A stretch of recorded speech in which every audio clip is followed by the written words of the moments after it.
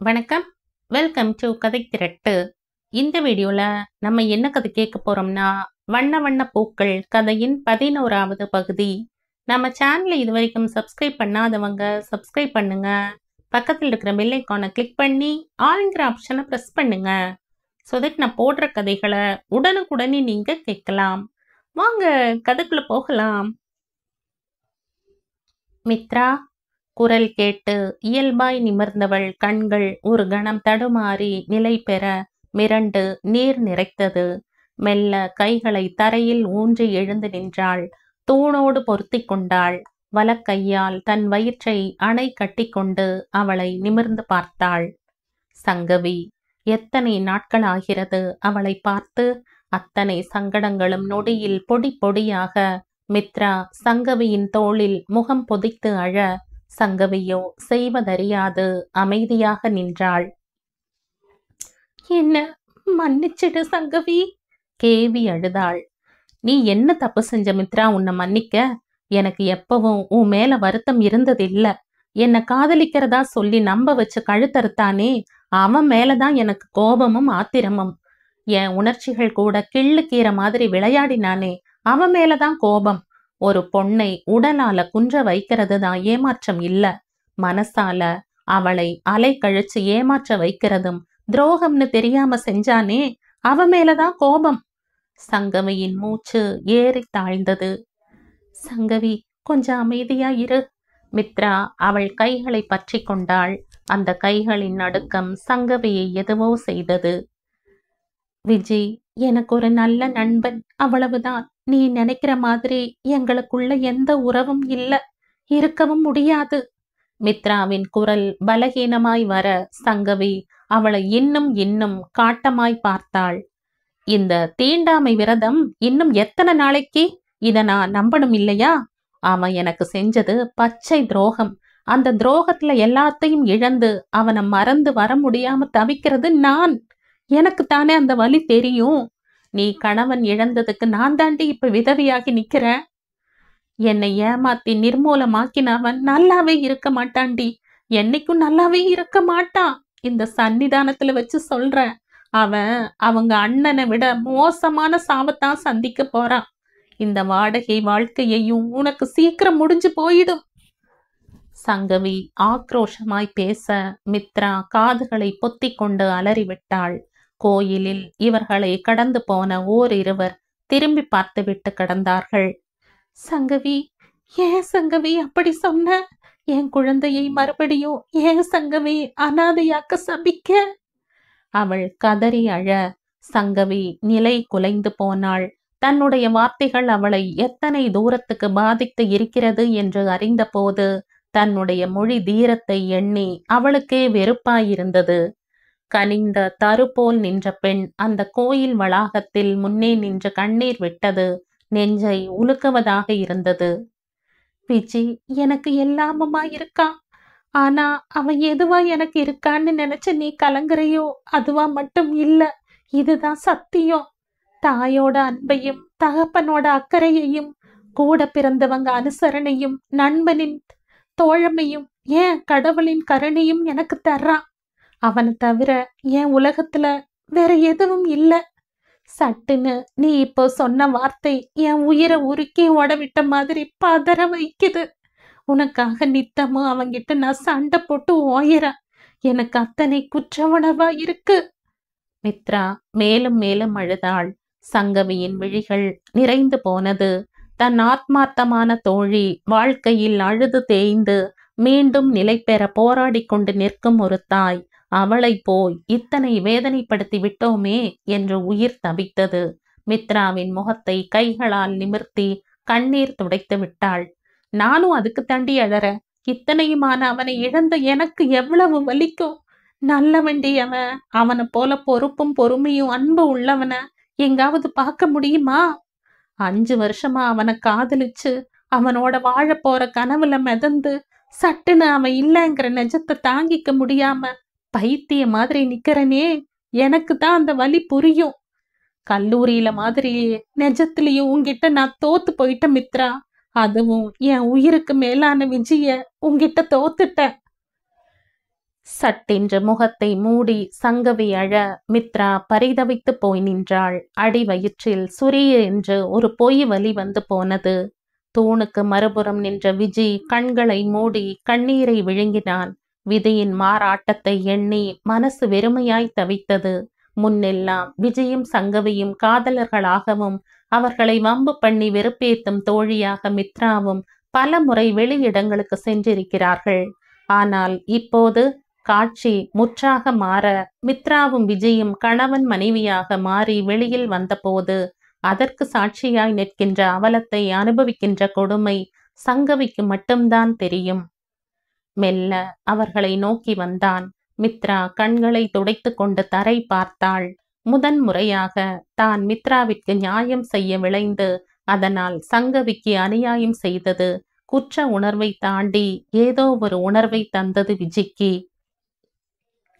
மித்ரா, எல்லா பொருட்களையும் அர்ச்சகர்கிட்ட தந்துட்டு வந்திருக்க. நீ கொஞ்சம் போய் அபிஷேகத்தை முடிச்சிட்டு வந்துடு. கவனம், யாரும் வயிற்றுல இடிச்சுட போறாங்க. நான் கொஞ்சம் சங்கவி கூட பேசணும். கார்ல வெயிட் பண்றேன். அவளை அனுப்பிவிட்டு சங்கவியின் கைகளை பற்றி கொண்டு வெளியே வந்தான். தெருக்கள் தோறும் பெயர் தெரியாத சின்ன சின்ன மஞ்சள் பூக்கள் இறைந்து கிடந்தது. காரின் ஒரு ஓரத்தில் அவளும் மறு ஓரத்தில் அவனும் நின்றார்கள். பேசி தீர்ந்த வார்த்தைகள் வெற்றிடமாய் மௌன போர் புரிந்து கொண்டிருந்தன அவர்களுக்கு நடுவில். சங்கவி என்றான் மென்மையான குரலில். அதில் பழைய காதல் இல்லாவிட்டாலும் இத்தனை நாள் அவர்களுக்குள் போர்த்தி கிடந்த வெம்மை போர் இல்லை. எல்லாம் முடிஞ்சு போச்சு. நாம நினைச்சது வேற இருக்கலாம், ஆனால் நடந்த நிதர்சனம் வேற. எதுவும் தன்னால நடக்கல விஜி, நீதானே செஞ்ச. இல்ல, செய்ய வச்சது உன் அப்பா. ஏதோ சொல்லவா எடுத்தவன் அப்படியே நிறுத்தி கொண்டான். அவன் நினைத்திருந்தால் அவரை பற்றிய உண்மைகளை இந்நேரம் புட்டு புட்டு வைத்திருக்க முடியும். இவனுடைய அப்பாவை விட சங்கவி மேலானவள்தான். அவர் அளவுக்கு குருட்டாம்போக்காய் சந்திரனை நம்ப மாட்டாள்தான். விஜயின் வார்த்தைகளில் 50% நம்பி அப்பாவிடம் சண்டை போட்டு முழுசாய் தெளிவாள்தான். ஆனால் விஜய் எதையும் சொல்ல விரும்பவில்லை. அவனுடைய மனசு அவளை இன்னும் இன்னும் காயப்படுத்த விரும்பவில்லை. அதுதான் நிஜம். ஏற்கனவே விஜயை இழந்து மனசொடிந்து நிற்கும் நிலையில் தன்னுடைய அப்பா கொலையும் செய்ய தயங்காத மா பாதகன் என்பதை அவளால் எப்படி தாங்க முடியும்? அதனாலேயே அவன் அமைதியாகிவிட்டான். ஏன் விஜய் நிறுத்திட்ட? சொல்ல வார்த்தைகள் இல்லையா? இல்ல கற்பனை சட்டுன்னு உதிக்கலையா? என்னை ஏன் விஜய் ஏமாத்துன? மிக அமைதியாக கேட்டாள். ஆர்ப்பாட்டம் செய்தால் அடக்க தீரம் காட்டலாம். அடங்கி போய் கேட்டால் என்ன செய்வது? இல்ல, என்கிட்ட வார்த்தைகள் விளக்கம் எல்லாமே இருக்கு. ஆனா அது எல்லாத்தையும் காட்டி உன் முன்னாடி சொல் தீரம் செய்ய நான் விரும்பல. உன்னை போல நான் இழந்தவன்தான். ஆனா எனக்கு மித்ரா கிடைச்ச மாதிரி உனக்கும் ஒரு நல்ல துணை கிடைக்கும். இத சொல்ல உனக்கு வெக்கமா இல்லையா விஜி? நீ காதலிச்ச பொண்ணுகிட்ட பேசிட்டு இருக்க. அதுவாவது ஞாபகம் இருக்கா? அதனால தான் என் உணர்ச்சிகளை சிதற விடாம பேசிட்டு இருக்க. மனசு நடுங்குது. உன்னை காயப்படுத்தி கூடாதுன்னு தவிக்கிற. எந்த ஒரு விஷயமும் ஏன் நடந்ததுன்னு கேட்கறதை விட இது எதுக்கு நடந்திருந்தாலும் அதுக்கு பின்னாடி ஒரு நல்ல விஷயம் இருக்கும்னு நம்பணும். அவ்வளவுதான் வாழ்க்கை. யாருக்காகவும் யாருடைய வாழ்க்கையும் அர்த்தம் இல்லாததா போகவே கூடாது. அந்த விஷயத்தை எல்லாருக்கும் புரிய வைக்கத்தான் நான் மித்ரா கழுத்துல தாலி கட்டினதே. இந்த உலகம் சுரேந்தருக்கு பிறகு மித்ராவுடைய எல்லா உணர்ச்சிக்கும் அர்த்தமில்லாம போகணும்னு தான் எதிர்பார்க்குது. அது எப்படி போகும்? உணர்ச்சிகள் மறத்துத்தான் போகும், மறந்து போகாது யாருக்கும். நான் இல்லாத வாழ்க்கையை கூட நீ மெல்ல மெல்ல கடந்து வர பழகிக்கணும். இதுதான் இயல்பு. நான் உன் வாழ்க்கை முழுக்க துணை நிற்பேன்னு நம்பின. ஆனா நிற்காதது ஏமாற்றம் மட்டும்தான். உன் பயணத்துக்கான முடிவு அல்ல சங்கவி. இது நிச்சயம் அட்வைஸ் கிடையாது, ஒரு சின்ன ஆலோசனை, அவ்வளவுதான். நீ இன்னும் கொஞ்ச காலம் எடுத்துக்க, உன்னை இயல்பாக்கிக்க, பிறகு உன் வாழ்க்கையை புதுப்பிக்க யோசி, அவ்வளவுதான். காதல் தோல்விங்கிறது முடிவு இல்ல, ஒரு அஸ்தமனம். அதுக்கு பிறகும் வாழ்க்கை இருக்கு, பெருசா, பூந்தோட்ட மாதிரி. அமைதியாய் சொல்லிவிட்டு அவளை நிமிர்ந்து பார்த்தான். காதல் எல்லாம் இல்லை அந்த கண்களில். ஆனால் நிறைய கருணை இருந்தது. இவளுக்காக காத்திருக்காமல் கோயிலுக்குள் திரும்பி நடந்தான். அவன் பாத சுவடுகள் பதியமிடாமல் தார் சாலை தடம் அழித்து கொண்டிருந்தது. வீட்டுக்கு வந்து வெகு நேரமாகியும் விஜயின் வார்த்தைகளும் அவனுடைய அறிவுரையும் அவள் மனதை அரித்து கொண்டே இருந்தது. அவன் மேல் இருந்த காதலை விட இப்போது கண்ணியமும் அன்பும் அதிகமாகி இருந்தது.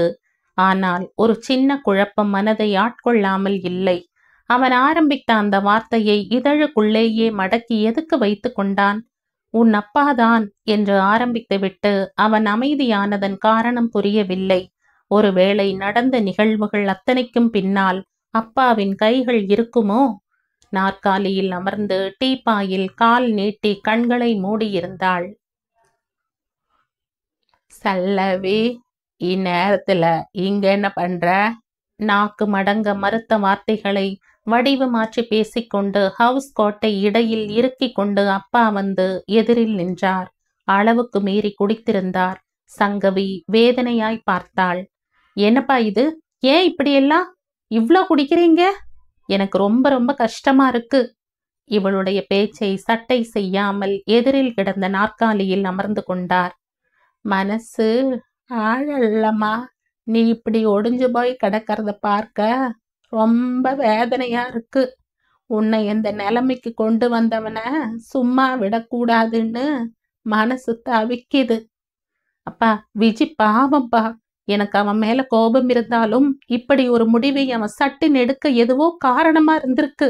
எனக்கு அவனை தெரியும்.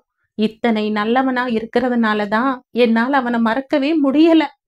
சட்டென்று அவள் உடைய மொத்த போதையும் அவருக்கு சல்லென்று இறங்கியது. இதுக்குதான் நான் அத்தனை வேதனைப்படுறவன் சங்கவி. என்னால நீ வேதனைப்படுறத கண்ணால காணவே முடியல. அவர் கண்ணீர் விட்டு அழுதார். சங்கவி அமைதியாக அமர்ந்திருந்தாள். கையில் இருந்த பாட்டிலை வாயில் சரித்து கொண்டார். இப்போது கண்கள் சொக்கி சுழன்றது. நீ இப்படி உட்கார அப்பா அத்தனை பாடுபட்ட சங்குமா. எனக்கு எப்பவும் ஒரு ஆசை இருக்கும். எல்லா இடத்துலையும் என் பொண்ணு முதலா இருக்கணும். அவளை கட்டிக்க போறவன் எந்த அதிகார போட்டியும் இல்லாம முதலாவதா இருக்கணும். என்ன போல கூட பிறந்தவங்க சதியால வீணாகிடாம நேர்த்தியா வாழணும். உனக்கு தெரியாதது ஒண்ணும் இல்லை.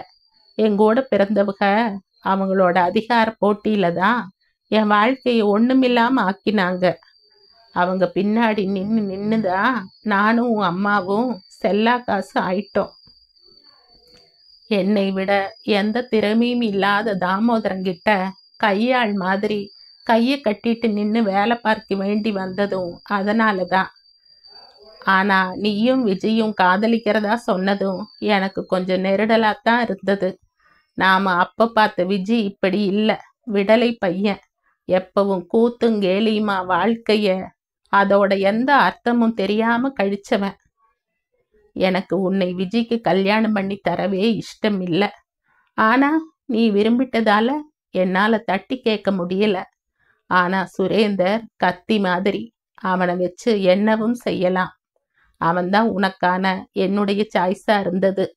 போதையில் வார்த்தை கொஞ்சம் குளறினாலும் முதன்முறையாக மனம் திறக்கும் அப்பாவை கொஞ்சம் அதிசயமாய் பார்த்து கொண்டிருந்தாள்.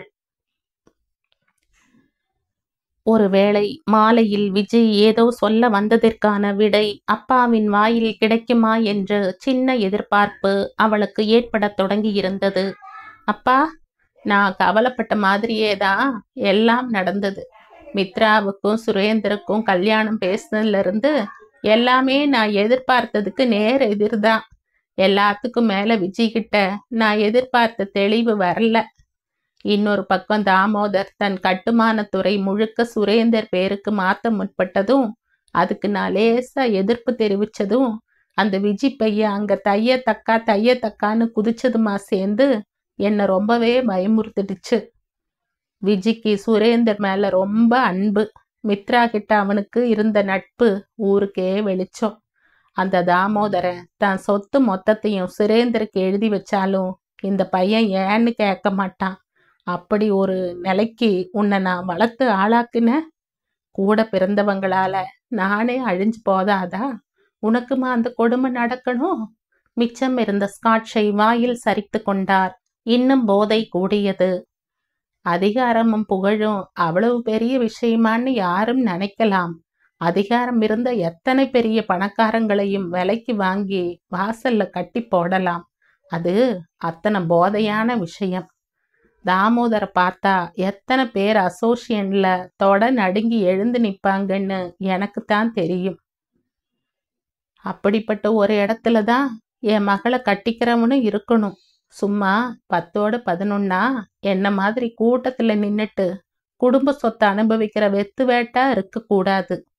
நான் ஆசைப்பட்டபடி திறமையான சுரேந்திர விட்டுட்டு இந்த வீணா போன விஜய அண்ணனுக்கு காவடி தூக்குறவன நீ காதலிச்சியேன்னு நான் வேதனைப்பட்டேன். என் கவலைய விஜய் அதிகமாக்கினா. அண்ணனுக்கு தான் எல்லாம்னு ஒதுங்கி நின்னு கை தட்டினா. இந்த வர்த்தக போட்டியில சுரேந்திர கொஞ்ச நாள் அடக்கி படுக்க வைக்க நினைச்சேன். இப்போது அவருடைய கண்கள் குரூரமானது. தன் கையில் இருந்த விஸ்கி பாட்டிலை சுவற்றில் தூக்கி விசிறி அடித்து உடைத்து எறிய அது அந்த இரவு வேளையில் பெரும் சத்தம் எழுப்பி உடைந்து தூளானது. சங்கவியின் இதய துடிப்பு எகரத் தொடங்கியது. நான் அவனை ஒரேடியா முடிக்க நினைக்கல. நான் தூக்கி வளர்த்த பையன்.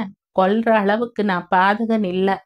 அவனை இயங்க முடியாது செய்துட்டா அந்த இடத்துக்கு விஜி வந்துடுவான். என் மகளும் முதன்மை ஆகிடுவான்னு நானா கணக்கு போட்டேன். ரொம்ப யோசிச்சு தான் சைட்டில் எசக்கிய வச்சு ஒரு விபத்தை ஏற்பாடு பண்ணினேன். நொறுங்கிய சில்லுகளை வெறித்தார். சங்கவியின் கண்கள் கண்ணீரை உகுத்து கொண்டிருந்தது.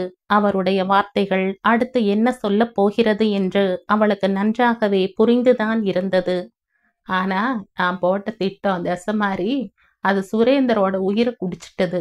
அதுக்கு சாட்சிகள் இல்லதான். ஆனா மனசாட்சி அப்பப்ப கேள்வி கேக்குது. சுரேந்தர் மறைவுக்கு பிறகுதான் விஜய் விஸ்வரூபம் எடுத்து நின்னா. நானே அவனுடைய இந்த பொறுப்பையும் பொறுமையையும் தொழில் ஆளுமையும் எதிர்பார்க்கல. மனசுக்குள்ள அத்தனை சந்தோஷப்பட்டேன்.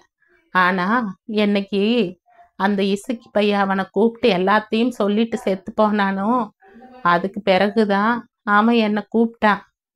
இப்போது மேற்கொண்டு பேச முடியாமல் அவர் சோஃபாவில் சரிய போக சங்கவி பக்கத்தில் வந்து அவருடைய கன்னத்தை தட்டி ஆஸ்வாசப்படுத்தினாள். நான் ஏதோ செய்ய அது ஏதோ ஆகி போச்சு. எல்லாம் உனக்காகத்தான் செஞ்சேன்னு சொல்லி அந்த ராஸ்கலுக்கு புரிய வைக்க பார்த்தேன்.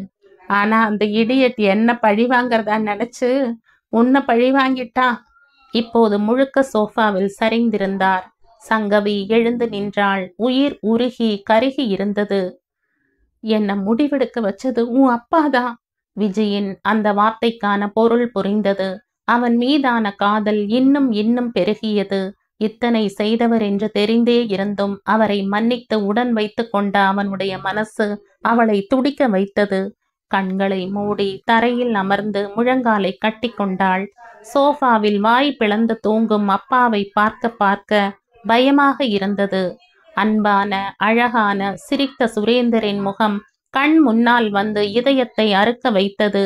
எந்த காரணமுமே இல்லாமல் மித்ரா பட்ட அவமானங்களையும் வேதனைகளையும் நினைத்து நினைத்து வாய் மூடி கதறி அழுதாள். காலையில் முழுக்க போதை தெளிந்திருந்தார் சந்திரன். ஆனால் தலை விண் விண் என்று தெரித்தது. சாப்பாட்டு மேஜையில் அமர்ந்திருந்தார். எதிரில் கண்களில் ஜீவனே இல்லாமல் தூக்கமும் நிம்மதியும் தொலைத்த சங்கவி அமர்ந்திருந்தாள். சங்கவி? பதில் இல்லை. என்னாச்சு சங்கவி? எதுவும் உடம்பு முடியலையா? ஏன்பா சுரேந்திர கொன்னீங்க? மித்ராவுக்கும் அவ வயிற்றுல இருக்கிற அந்த பிஞ்சுக்கும் ஏப்பா அவ்வளவு பெரிய சோகத்தை தந்தீங்க? அவள் எங்கோ வெறித்தபடி கேட்க அவர் ஒரு நொடி அதிர்ந்து போனார். குடி போதையோடு நடந்த நிகழ்வும் மறந்துதான் போகிறது குடிகாரர்களுக்கு மட்டும். அப்படியெல்லாம் எதுவும் நடக்கல சங்கவி. அந்த விஜி பொய் சொல்றா என்றார் திணறலாக.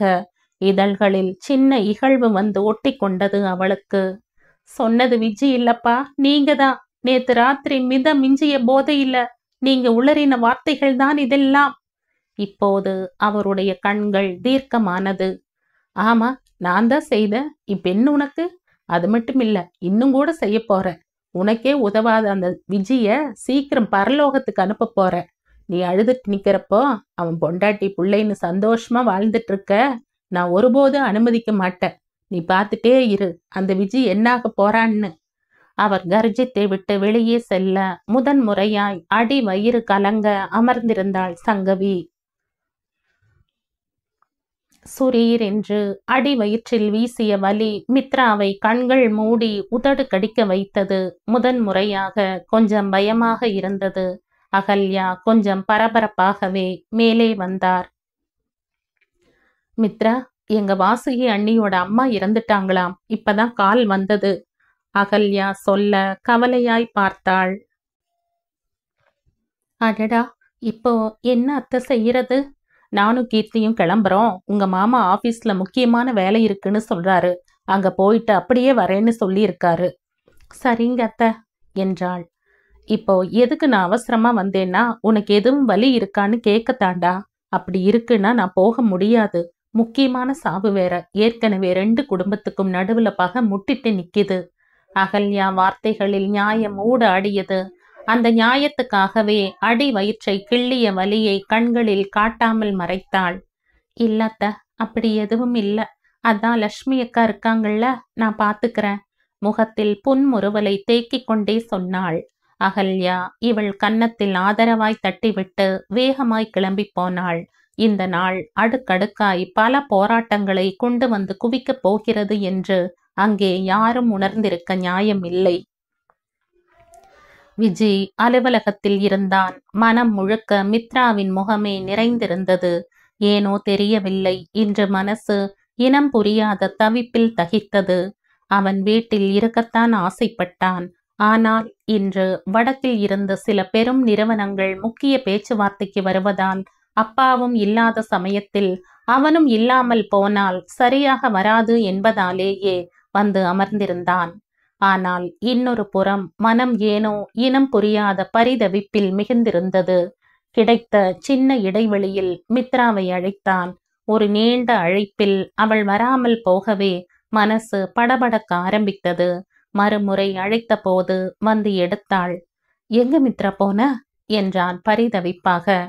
ஜப்பானுக்கு. கேள்வி பாரு. விஜி, என்னால வேகமா வர முடியுமா? பயந்துட்ட மித்ரா. நீ வேகமா எல்லாம் வர வேண்டாம், பொறுமையா இருந்தா போதும். தனியா இருக்குல்ல, அதான் கொஞ்சம் பதட்டமா இருக்கு.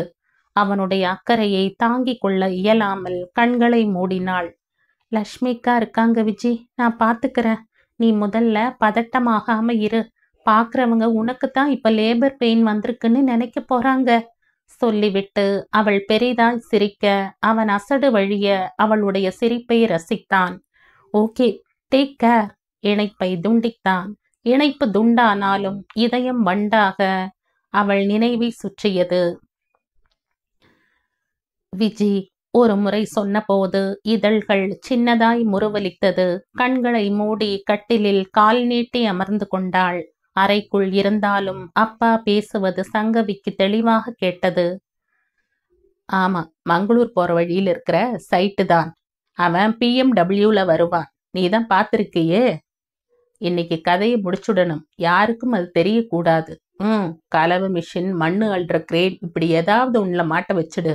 இன்னைக்கு சாயங்காலம் அவன் செத்த நியூஸ் தான் எனக்கு கேட்கணும். நீ எதுக்கும் பயப்படாதையா. இவனும் போயிட்டா அந்த வீட்டுல இருக்கிறது அந்த கயிட்டு பையதான். அவன் எல்லாம் இது கொலையான்னு ஆராய்ச்சிட்டெல்லாம் இருக்க மாட்டான். 2 மகனும் போய் சேர்ந்த துக்கத்துல அவனும் போய் சேர்ந்துடுவான். சரி, நீ எல்லாம் முடிச்சுட்டு எனக்கு கால் பண்ணு. ஆனா இந்த நம்பர்ல வேண்டாம், புரியுதா? அழுத்தமான குரலில் சொல்லிவிட்டு அலைபேசியை அணைத்து பாக்கெட்டில் போட்டு கொண்டார். அவர் அறையை விட்டு வெளியில் வர எத்தனிக்க வாசலிலேயே சங்கவி பத்திரகாளியாக நின்றாள். அவர் யூகித்து இருந்தார் சங்கவி அனைத்தையும் அறிந்து கொண்டாள் என்று. நீங்க இவ்வளவு மோசமானவரா? சங்கவி, உனக்கு எதுவும் புரியாது. சின்ன பொண்ணு, முதல்ல இங்கிருந்து நகரு. விஜி மேல எனக்கு கோபம் இருந்திருக்கு. ஆனா அவனுடைய முடிவுக்கு பின்னால ஏதாவது நியாயமான காரணம் இருக்கும்னு தெரிஞ்சுதா நானும் இத்தனை நாள் குழம்பி நின்ன. அதையும் உங்க வாயால கேட்ட பிறகு அவன் மேல இருந்த மரியாதை கூடிச்சே தவிர குறையவே இல்லை. ஆனா நீங்க இப்ப செய்ய போற செயல் எத்தனை மோசமானவர் நீங்கன்னு பட்ட வர்த்தனமா சொல்லுது. எப்படிப்பா உங்களால இப்படி அடுக்கடுக்கா துரோகம் பண்ண முடியுது தாமோதர் அங்கிளுக்கு? விட மாட்டேன்பா. எந்த நிலையிலும் விஜிக்கு ஒரு ஆபத்து வர நான் விடவே மாட்டேன். அவள் பேசிக்கொண்டே இருக்க சந்திரனின் கைகள் அவளுடைய கன்னத்தில் இறங்கியது. மூர்க்கமான அப்பாவின் இன்னொரு முகம் அவளுக்கு புதுசு. அவள் கையை பற்றி அறைக்குள் தள்ளினார். கதவை வேகமாக தாழிட்டு விட்டு வெளியே. இதை துளியும் எதிர்பார்த்திராத சங்கவி ஓங்கி ஓங்கி கதவை அரைந்து அடிக்க ஆரம்பித்தாள். அப்பா, என்ன செஞ்சிட்டு இருக்கீங்க? தப்பு தப்பா அடுக்கடுக்கா நீங்க செய்யறது எல்லாமே தப்பு. அவளுடைய சத்தம் அவரை எட்டவே இல்லை. சங்கவி கால்கள் நடுங்க நின்றாள்.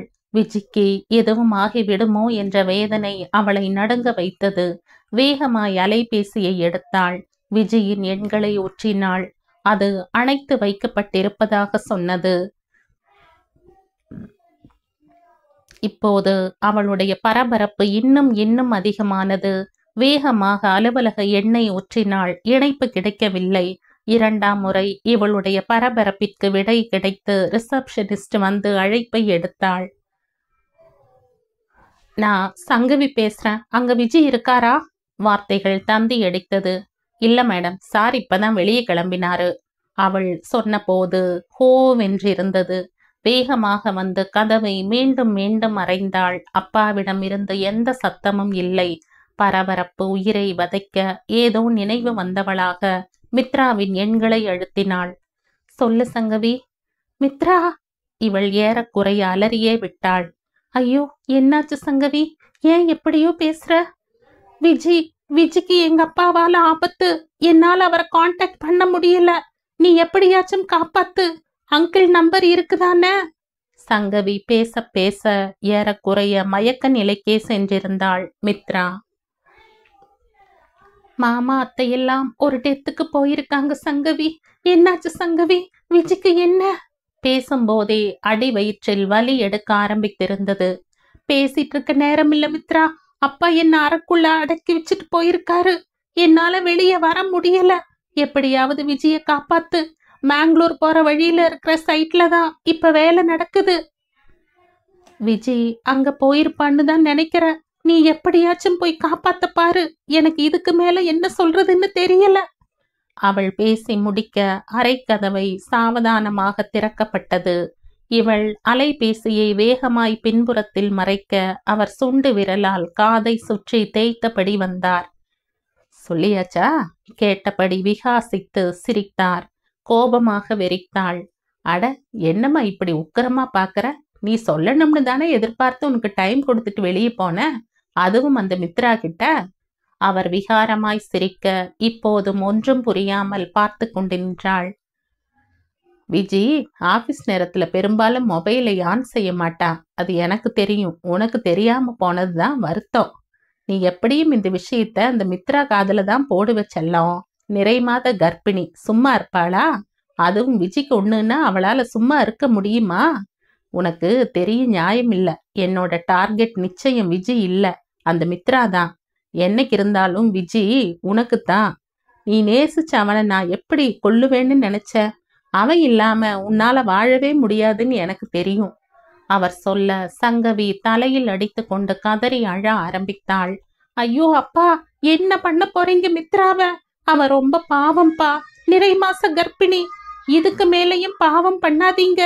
அவளோட இந்த நிலைமைக்கும் ஏன் என்னோட இந்த நிலைமைக்குமே நீங்க மட்டும்தான காரணம். சங்கவி, ஒரு தடவை தவறி போனா மறுபடியும் தவறித்தான் போகணுமா என்ன? நான் செஞ்சத நான் தான் சரி செய்யணும். சரி செய்யத்தான் இந்த வேலை. பக்கத்தில் வந்து சங்கவியின் கையில் இருந்த அலைபேசியை பறித்து கொண்டார். இனி இது உனக்கு வேணாம். எல்லாம் முடிஞ்ச பிறகு தகவல் வரும், தர்றேன்.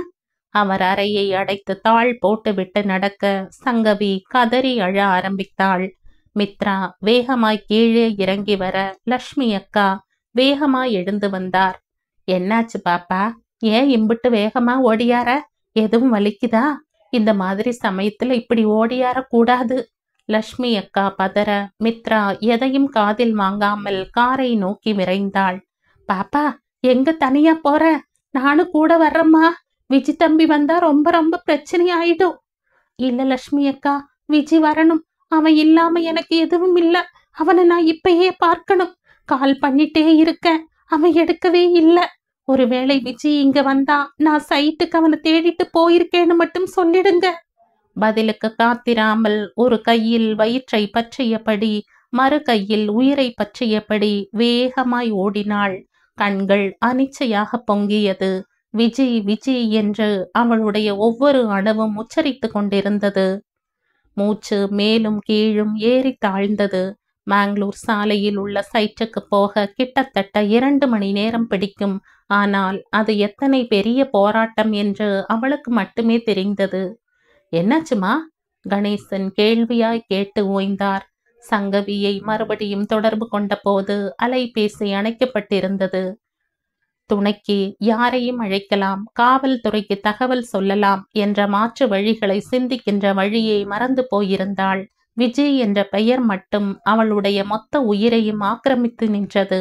இயல்பாய் சிந்திக்கின்ற எந்த விஷயமும் அவளுடைய சிந்தனைக்கு எட்டவே இல்லை. ஆனால் எதிர்கொள்ளப் போகும் ஆபத்தை அறியாமல் கண்ணீரோடு சாலையை வெறுத்தபடி பயணித்துக் கொண்டிருந்தாள் அந்த பேதை பெண்.